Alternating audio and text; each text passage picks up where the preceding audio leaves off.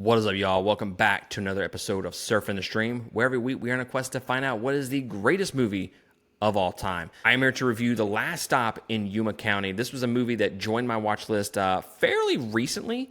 I had seen some pretty damn good scores on Letterboxd, and I was like, let me go fucking check that out. You're comparing this to Pulp Fiction, the diner sequence, and to Tarantino, and it's a tense movie. I was like, 100%, I'm on board for that. And let me tell you, I really do like this movie. I like this movie a whole lot. And I would recommend people go check it out. So basic premise of the movie is this last stop in Yuma County for 100 miles. You know, people are stopping at this gas station that has no gas. And we have Jim Cunnings, an actor that I guess I wasn't really familiar with. They actually make a joke about him in this movie that he's actually the cross-dresser from Psycho, and that 100% fits, by the way. And then we have Richard Brake, who is one of my, I don't want to say favorite actors, but when he's in a movie and he's playing in like thrillers or horrors or even movies with Rob Zombie, I'm gonna watch it because that dude can act fucking creepy. 100%. That dude fits the villain role.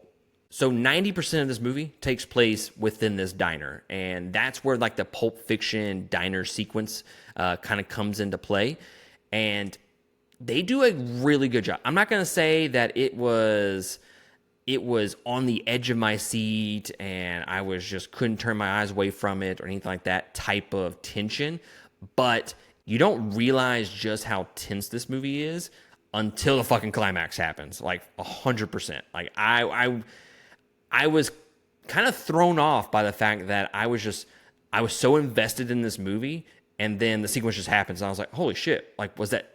Oh wait, I've been tense the entire time. They do a really good job of methodically building that tension with adding new guests into this diner one by one, and that is one thing that I do have an issue with the movie: the characters. Okay, outside of like 3 or 4 characters that you just really, really enjoy and they're able to get some of the screen time and whatnot. The fact is, some of the other characters in the diner don't really have a play in this movie. Yeah, you get a scene with them here or there, right? And that's fine. But I'm looking to be invested in all these characters. This is a Tarantino style movie. It's like Hateful Eight meets Pulp Fiction diner scene meets like kind of like the comedy and the writing from the Coen brothers a little bit.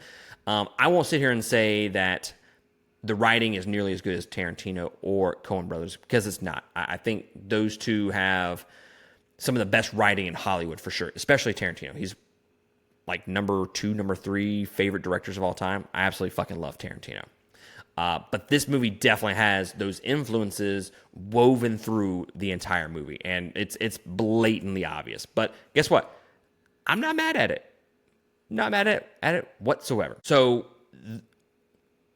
with Tarantino, he's able to create memorable, amazing characters from the top bill all the way down to some of the lowly characters who you only get like 2 seconds of, right? Like he does such a great job of crafting characters that you just become invested in. And this movie never hits those heights. A lot of the side characters are just side characters.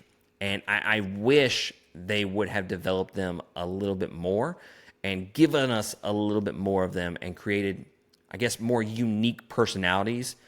That way, this movie would have been, I'm telling you, would have been one of the best of the year if they were able to craft better side characters. And that's legitimately my only complaint of the entire movie. I think the story is good. I think the main characters are good. The writing is good. There's some dark humor woven through there. Again, think Coen brothers in terms of like the humor, not necessarily Tarantino. And absolutely fantastic. Absolutely fantastic. I really can't recommend this movie enough. I don't know. I'm definitely going to have to rewatch it again to see how high it climbs up my list. But this has the potential to be a top 5 movie when it's all said and done for me. this has the potential to be a top 5 movie at the end of the year, at least a top 10 for sure. So I would recommend y'all go check it out. I ended up paying $10 for it on iTunes, and 100% worth it, guys. Like, go check it out. It is worth $10 to check out this movie. But if you have seen The Last Stop in Yuma County, let me know down in the comments below, and I'll catch y'all next time on another review. Laters.